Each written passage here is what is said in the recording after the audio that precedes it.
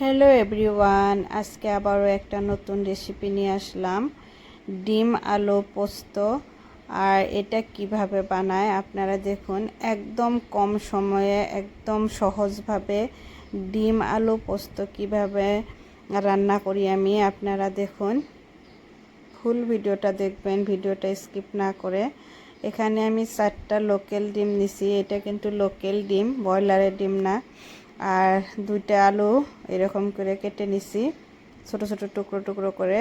আর 2টা পেঁয়াজ কেটে নিছি। 4টা কাঁচা লঙ্কা মানে কাঁচামরিচ, পাকা কাঁচা মিশে আমি ওইটা কেটে নিছি। আর এই যে দেখুন পোস্ত দানা আমি দেখাই দিলাম, এটা আমি 2 টেবিল চামচ নিলাম। এখন এটা আমি পেস্ট করে নিলাম।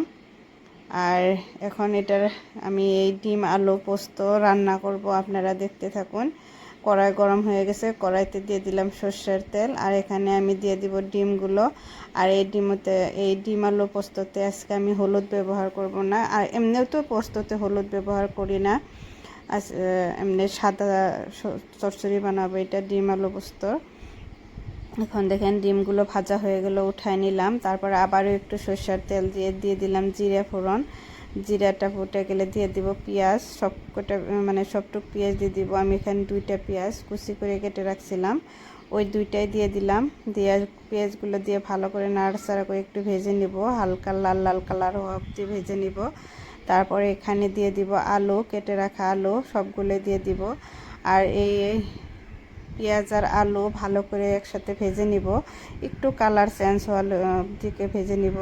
তারপরে দিয়ে দিলাম পরিমাণ মতো লবণ, রসুন বাটা, আদা বাটা। রসুন বাটা আদা বাটাটা আমি ডিপ ফ্রিজে রেখে দিয়েছিলাম, ওই জন্যে এইরকম দেখতে হয়েছে। পরিমাণ মতো রসুন বাটা আদা বাটা দিয়ে আর লবণ দিয়ে ভালো করে নাড়াচাড়া করে একটু কষিয়ে নিলাম। কষিয়ে নেওয়ার পরে এখানে আমি গুঁড়া মশলা ব্যবহার করব।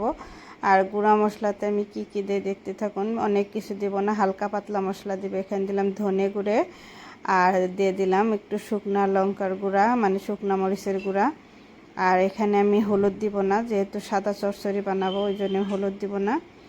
আর এখন দেখুন আমার আলু আর পেঁয়াজ ভাজা হয়ে গেছে। এখানে আমি এখন একটু পরিমাণ মতো পানি দিয়ে দিব সিদ্ধ হওয়ার জন্যে, আলু সিদ্ধ হওয়ার জন্য পরিমাণ মতো পানি দিয়ে দিলাম।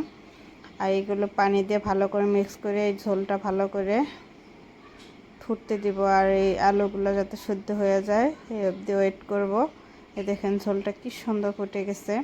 আর আপনারা যদি আমার ভিডিওটা দেখে ভালো লাগে প্লিজ আমার চ্যানেলটাকে সাবস্ক্রাইব করবেন, আমার ভিডিওগুলো শেয়ার করবেন, লাইক করবেন। আর আমার ভিডিওগুলো কীরকম লাগে কমেন্ট করবেন। আর এখানে দেখেন আমার আলু সিদ্ধ হয়ে যাওয়ার পর আমি ডিমগুলো দিয়ে এই যে পোস্ত যে আমি পেস্ট করে রাখছিলাম ওই পোস্তটা দিয়ে দিলাম, পোস্ত বাটাটা দিয়ে দিলাম। আগে গ্রাইন্ডার জারে একটু ঝোল দিয়ে ওইটা আমি ভালো করে ধুয়ে দিয়ে দিলাম।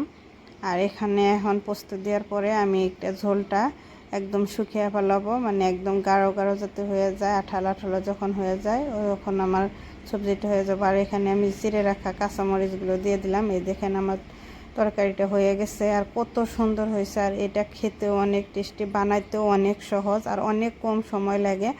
আপনারা এভাবে ডিম আলু পোস্ত বাড়িতে বানিয়ে খেয়ে দেখবেন, আশা করছি ভালো লাগবো।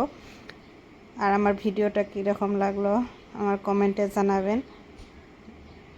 আজকে এই দিই, আর আগে একবারও নতুন রেসিপি নিয়ে আসবো। Bye bye.